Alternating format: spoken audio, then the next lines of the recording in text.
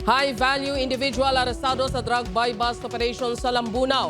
Pila ka mga lugar sa probinsya sa Iloilo ginagamit bodega o kontalaguan sa droga sa mga drogista sa syudad sa Iloilo suno sa PDEU. Si John Sala nakatuto. Naglabot sa masobra tunga sa milyon ka pesos nga baloros ang ginapatihan sa buwang na kumpiskal sa Provincial Drug Enforcement Unit sa isa ka high-value individual sa barangay Buntok, Lambunaw, Iloilo. Kinkilalang subject kay alias John Ray, 33 anyos, kag residente man sa among barangay. Ang iya sining area of operation diri sa Banwasang Lambunaw, portion sang Haniway and Kalinog, then may ara siya according to him sa second district.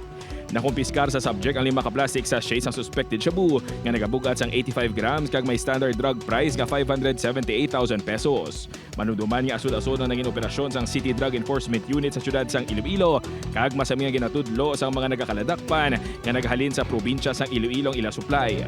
Ginkumpirmar naman ni Delima nga yara sa pila ka banwa ang talaguan sang illegal nga droga.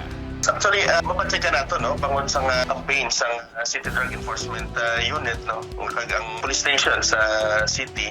So, halos man sang iban nga mga sources, diri man nagahalin. Dugang pa ni Delima, may pila ka mga banwa ginatutukan sa karon sang otoridad bangod sa madata nga illegal drug operations. Kinatutukan namon actually kit ang banwasang instansya sa 5th District. I can conclude, no, nga ang entry point kag ang hotbed, no, masiling naton arang sa istansya. Gintingon sa news team malabot ang bahay ni Mayor Marilyn Mosqueda sa istansya Iloilo.